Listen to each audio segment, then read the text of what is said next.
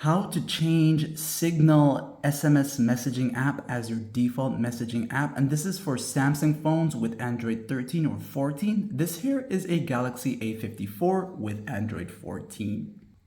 To get into these settings, use the quick panel access and tap on the settings icon right there.